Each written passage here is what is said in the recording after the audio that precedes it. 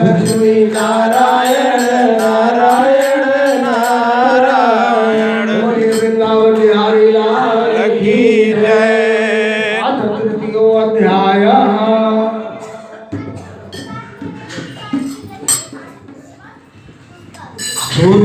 जी बोले, श्रेष्ठ मुनियों, अब मैं पुनः आगे की कहूंगा,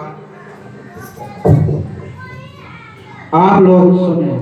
प्राचीन काल में उल्कामुख नाम का एक राजा था। वो जितेंद्रिय, सत्यवादी और अत्यंत बुद्धिमान था। वो विद्वान राजा प्रतिदिन देवालय और जाता और ब्राह्मणों को धन देकर संतुष्ट करता था। कमल के समान मुख वाली उसकी धर्मपत्नी शील, विनय एवं सौंदर्य आदि गुणों से संपन्न तथा पतिपरायण थी।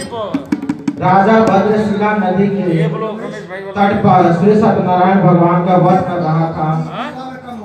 उसी समय व्यापार के लिए अनेक प्रकार के पुष्कर धनराशि से संपन्न एक साधु वहां आया। भद्रशिला नदी के तट पर नाव को स्थापित कर वह राजा के समीप गया और राजा का उस व्रत में दीक्षित देखकर विनय पूर्वक पूछने लगा। साधु ने कहा, हे राजन, आप भक्ति युक्त चित्त से यह क्या कर रहे हैं? कृपया वह सब बताइए, इस समय मैं सुनना चाहता हूँ। राजा बोले, हे साधु, पुत्र आदि प्राप्ति कामना से अपने बंधु बांधवों के साथ में अतुल तेज संपन्न भगवान विष्णु व्रत एवं पूजन कर रहा हूँ। राजा की बात सुनकर साधु ने आदर पूर्वक कहा, राजन, इस विषय में आप मुझसे सब कुछ विस्तार से बतलाइए। आपके कथानुसार मैं व्रत को करूंगा। मुझे भी संतति नहीं है, इससे अवश्य ही संतान प्राप्त होगी। ऐसा विचार कर वह व्यापार से निर्मित हो आनंद पूर्वक अपने घर आया। उसने अपने भाइयों से संतति प्रदान करने वाली इस सत्य व्रत को विस्तार पूर्वक बताया तथा जब मुझसे संतान की प्राप्ति होगी तब मैं इस व्रत को करूंगा। इस प्रकार उस साधु ने अपनी भार्या लीलावती से कहा। एक दिन उसकी लीलावती नाम की सती साध्वी भार्या पति के साथ आनंद चित ऋतुकालीन धर्माचरण से परवित हुई और भगवान श्री सत्यनारायण भगवान की कृपा से उसकी वहां भार्या गर्भिणी हुई।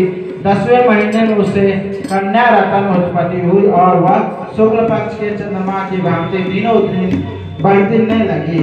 उस कन्या का नाम कलावती रखा गया। यह नाम इसके बाद एक दिन लीलावती ने अपने स्वामी से मधुर वाणी में कहा, आप पूर्व में संकल्पित श्री सत्यनारायण व्रत को करने को कह रहे हैं। साधु बोला, हे प्रिय, इसके विवाह के समय व्रत करूंगा। इस प्रकार अपनी पत्नी को भली भांति अस्वस्थ कर व्यापार करने के लिए नगरी को ओर चल गया।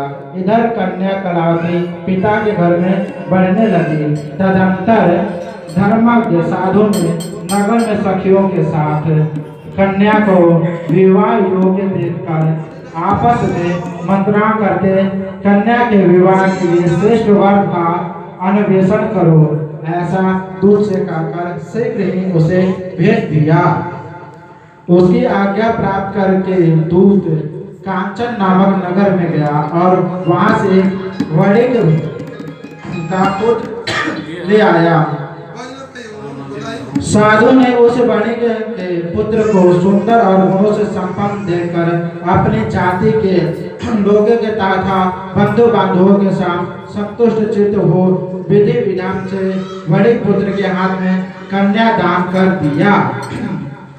उस समय वो साधु वणिक दुर्भाग्यवश भगवान श्री सत्यनारायण का उत्तम व्रत करना भूल गया। विवाह के समय में व्रत न करने के कारण भगवान उस पर रुष्ट हो गए।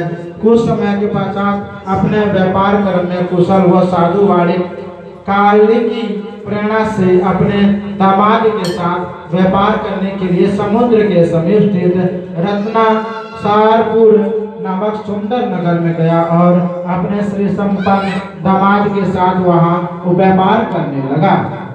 तदंतर वो दोनों राजा चंद्रकेतु के रमणीय उस नगर में गए। उसी समय भगवान श्री सत्यनारायण ने उसे भ्रष्ट प्रतिज्ञा देखकर उससे दारुण कठिन और महान दुख प्राप्त होगा यह साफ दे दिया। एक दिन एक चोर राजा चंद्रकेतु के धन को चुराकर वही आया जहां दोनों वाली स्थित थे। वह अपने पीछे दौड़ते हुए दूत को देखकर भयभीत चित्त से धन वही छोड़कर शीघ्र ही छिप गए। इसके बाद राजा के दूत वहां आ गए। जहां वह साधु बड़ी था वहां राजा के धन को देखकर वह दूत उन दोनों बड़ी पुत्रों को बांधकर ले आए और हर्षपूर्वक दौड़ते हुए राजा से बोले, हे प्रभु, हम दो चोर पकड़ लाए हैं, इन्हें देकर आप आज्ञा दे। राजा की आज्ञा से दोनों शीघ्र ही दृढ़ता पूर्वक बांधकर बिना विचार किए महान कारागार में डाल दिए गए। भगवान सत्यादेव की माया से किसी ने उन दोनों की बात नहीं सुनी और राजा चंद्रकेतु ने उन दोनों का धन भी ले लिया। उन भगवान के शाप से वाणी के घर में उसकी भार्या भी अत्यंत दुखित हो गई और उनके घर में सारा का सारा जो धन था वो चोरों ने चुरा लिया।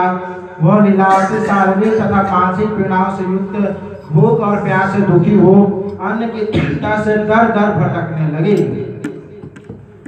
कलावती कन्या भी भोजन के लिए इधर उधर प्रतिदिन घूमने लगी। एक दिन क्षुधा से पीड़ित हो वह एक ब्राह्मण के घर गई। वहां जाकर उसने श्री सत्यनारायण भगवान के व्रत पूजन को देखा। वह बैठकर उसने कथा सुनी और वरदान मांगा। तदंतर प्रसाद ग्रहण करके वह कुछ रात होने पर घर गई। माता ने कलावती से कन्या से प्रेम पूर्वक पूछा, पुत्री, रात में तू कहाँ रुक गई थी? तुम्हारे मन में क्या है? कलावती कन्या ने तुरंत माता से कहा, माँ, मैंने एक ब्राह्मण के घर में मनोरथ प्रदान करने वाला व्रत देखा है। कन्या की उस बात को सुनकर वह वाणी की भारा व्रत करने को उद्यत हुई और प्रसन्न मन से उस सद्धवी ने बंधु बांधवों के साथ भगवान श्री सत्यनारायण का जब सत्यनारायण का जब नाम लीलावती के कानों में पड़ा तो जैसे जलते तवे पर किसी का पैर पड़ जाए वैसे लीलावती हड़बड़ा में उसको ध्यान आया कि ये जो सारा दुख हम जो भुगत रहे हैं वह सत्यनारायण का श्राप हमको है।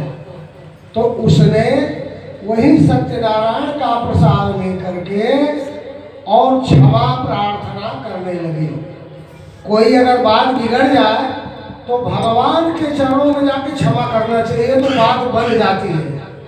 तो लीलावती भी जाकर के भगवान सत्यनारायण के चरणों में गिर गई और प्रार्थना करने लगी, तुम्ही मेरी नैया किनारा तुम्ही हो, मेरी जिंदगी का सहारा तुम्ही हो, तुम्ही मेरी नैया किनारा तुम्ही हो, मेरी जिंदगी का सहारा तुम्ही हो। नर्तन का चोला बनाया है तुमने,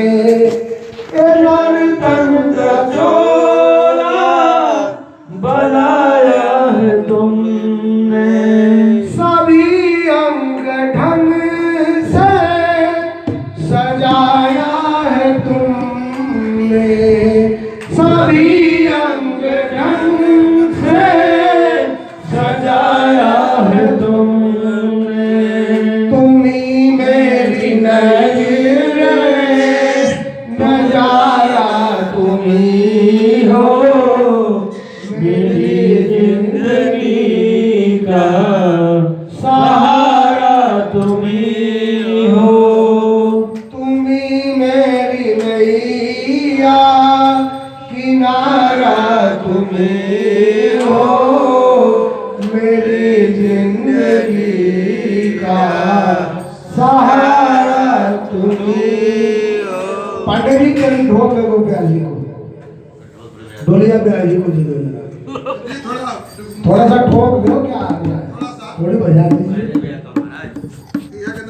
अच्छा चलो फिर। तो इस भाव से जब लीलावती ने प्रार्थना शुरू किया भगवान सत्यनारायण को कि हे प्रभु, आप जितने मेरे संकट हैं वह दूर करें, और जहां भी मेरे दामाद और पति जहां भी होंगे अति शीघ्र आवेंगे, उसी समय मैं आपका व्रत और पूजन करूंगा।